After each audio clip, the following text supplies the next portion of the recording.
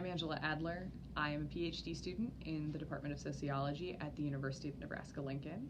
I study the social construction of diagnosis and illness, and specifically I'm looking at conditions of unknown cause and the demographics they affect. There are tens or maybe hundreds of millions of Americans who have disabling, lifelong conditions that are of unknown cause, and they are mostly people from marginalized populations in the United States.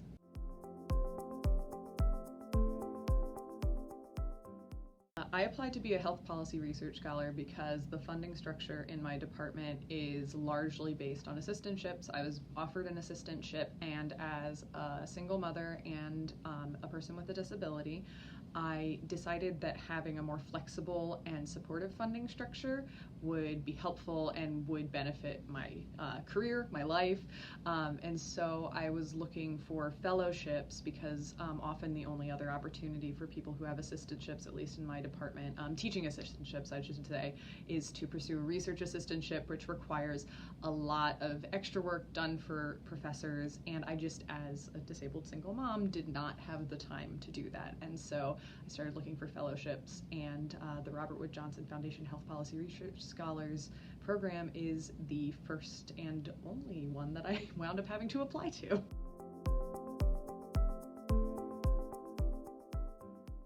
I was just thinking about this today because we're at our summer institute and we're going to be giving policy testimony next week, and so I'm going to have to talk about a story about why my research is important. What I decided to talk about was how these illnesses of unknown cause affect people and then affect our economy, because these people are so sick and so disabled by these conditions, and it actually contributes to the wage gap, to healthcare costs, to public costs, because these people are so sick they can't work. And these people who are affected by these conditions are disproportionately women, people of color, and also not a lot of research is done into who is affected by these conditions.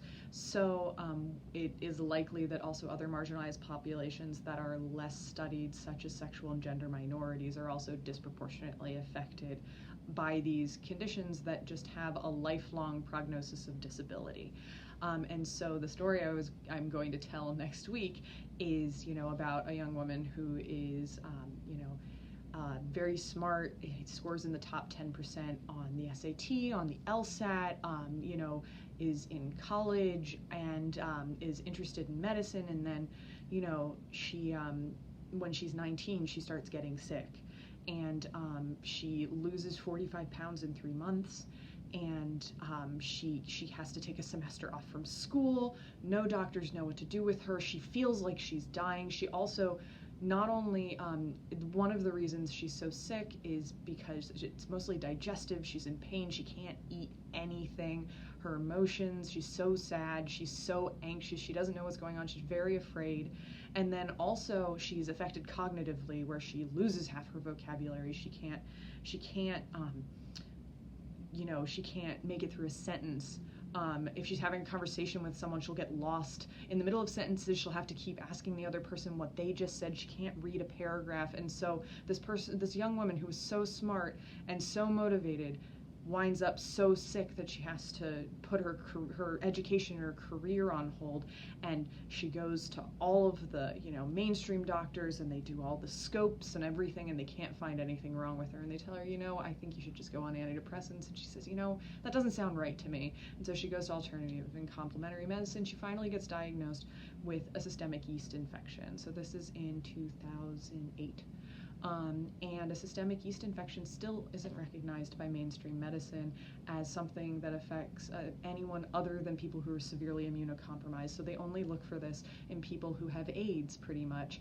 And so she had a systemic yeast infection. There was yeast in her brain. There was yeast in her blood. She felt like she was shaking all the time. No one knew how to treat her. And so at the age of 19, 20, she had to figure out how to take care of herself. She had to figure out her own diet. Even working with the doctors who did know about this, they couldn't really help her because of the side effects, because no one's researching this condition, and it was never really expected that she would get much better. And so she took it upon herself and she had to put her career on hold. You know, she was supported financially by her parents, which she was very lucky, and then also by her husband then. But she couldn't work full time. She had to look for flexible work situations. She had to work from home because of how sick she was. And she worked really, really hard, and eventually she got into a PhD program, and that person is me. And I went from not being able to speak a full sentence 10 years ago to where I am today, and being honest about my story has made it possible for me to meet other people who are hiding this same experience. And so every time I tell someone about how sick I've been, often they'll say, oh yeah, my mom, my sister, my friend, me, my partner, all of these, it's so many people are hiding these illnesses, and it's contributing to, if it's disproportionately in women, so it's contributing to the wage gap where women are being kept sick by our healthcare system because the healthcare system doesn't know how to treat them. It's, I'm seeing this common kind of theme of you need to treat yourself. So, and that's what I'm going to be studying in my dissertation. What kinds of illnesses have these characteristics and who are they affecting? So I'm also looking at autoimmune diseases where the body attacks itself and we don't really know why. Those are 80% of the people diagnosed with autoimmune diseases are women. Most of them are women of color. There are also genetic conditions. Oh, we can't do anything for you. It's just your genes. But, so looking at these conditions and seeing whether there could be more effective preventions, more effective treatments, and actual cures for these conditions so that women, people of color, can be healthy, so that we can see more equity economically in our healthcare system, in public support, and in our society.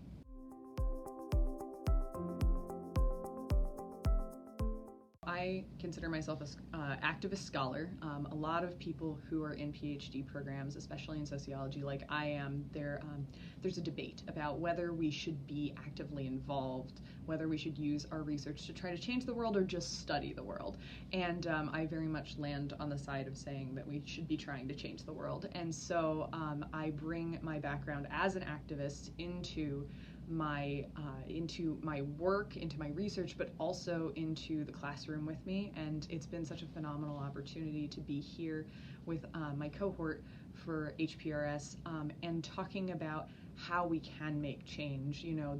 I am learning so much about policy, and I had never thought that being an activist and being very much about direct action and being in the streets, that there would be a way for me to translate my research into something that would make sense to policymakers, and be they in the government or in institutions or in corporations. And what I'm learning from this is how to frame what I'm saying in a way, and to communicate with people in a way that makes sense within what they can do.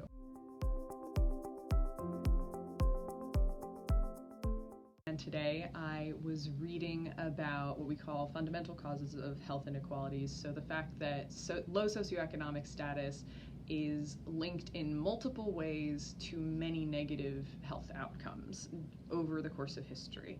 And one of the things that was noted is that any policy that affects people's socioeconomic status or other things that can be indirectly related to health are health policies. So that's something that I think, that ethos from sociology is something that I think we bring to the policy space. And also they noted that what sociologists in particular can bring to policy is not just specific policies, but also an awareness of the greater picture and how we make policy and what the priorities should be while making policy broadly writ rather than just specific policies. So how do we think about all of society and the social implications of the policies we're making, in addition to the specific goals of the policy and the nuances of the policy? What I've been thinking about with my research is how to influence the research agenda and also of the NIH and the epidemic disease prevention aspect of the CDC.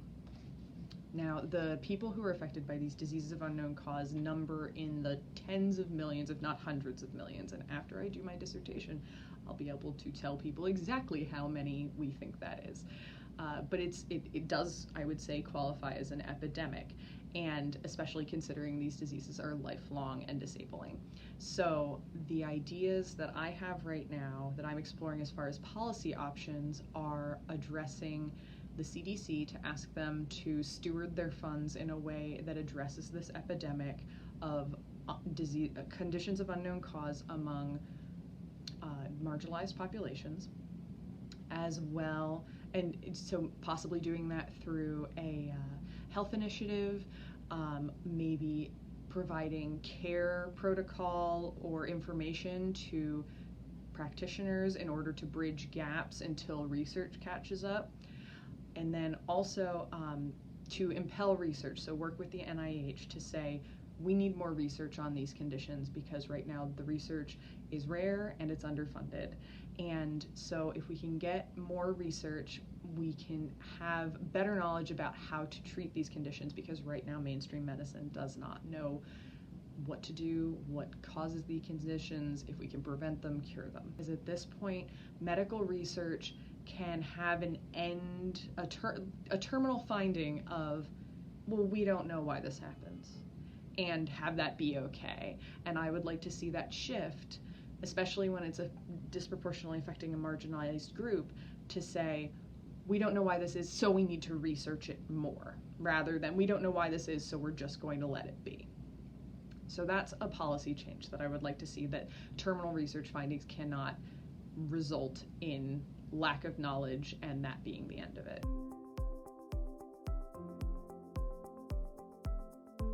Initially, when I applied for HPRS, I thought it was just going to be money. And that would have been enough, honestly, but HPRS has been so much more than that. For one thing, honestly, the money has been so much more than that, because the money combined with the support of the staff has allowed me to do things that have been really essential to my family's well-being. Graduate students are very underpaid, and we, because of that, we have a really hard time living. And when I was in my graduate program, I was being financially abused by my ex-husband. He was stealing money from me and keeping money from me. So being a single mother, having relocated to a graduate program in a place that I had no family, no community,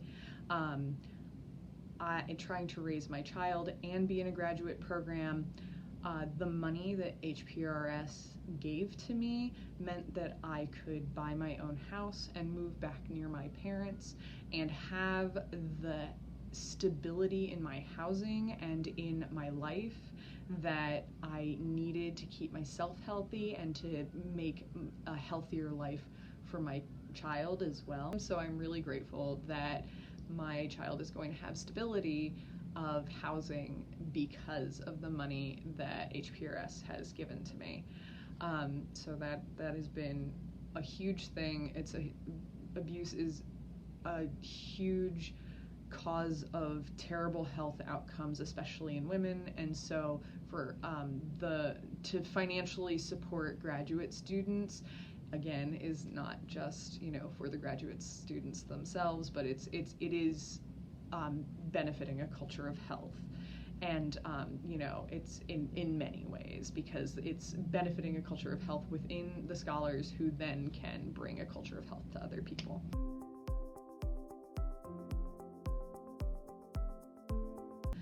The education that I've gotten on policy, the training that I've gotten, and the opportunity to learn how to communicate my research. I was saying to the current program head that, this summer institute is the first time that I feel like I have authority. I'm going into my third year of my PhD, and I've been telling people what I've been researching the whole time. And for some reason, just in the past couple weeks, people have just started looking at me and going, yeah, and for the first time I feel like I can do it, and to be put in these situations where, like, I feel like I can see the change that I want to see, and to be put in these situations where I can practice and I can stretch the outer limits of what you usually get in a sociology graduate program has been incredible. And then also my cohort and all the other cohorts as well, but my cohort, the bonding that we've done, the sharing that we've done, they've been a phenomenal support to me, and also just an incredible group to learn from. I'm very interdisciplinary. I had trouble getting into PhD programs because I'm so interdisciplinary with a pre-med undergraduate degree and a anthropology master's degree. People just didn't know what to do with me and didn't know how I would work in a sociology PhD program. And so it's lovely to be in a room with people with such broad interests and to be able to talk to my friends on their expertise in economics and in psychology and in social work and in public policy, and to learn from each other. And this week we've been going through policy memos that we've written, and to sit in a seminar style format with these folks and just get feedback from them is so unbelievably valuable. They're all incredibly brilliant and loving and responsive to each other, and HPRS has just been so much more than I could have ever possibly imagined.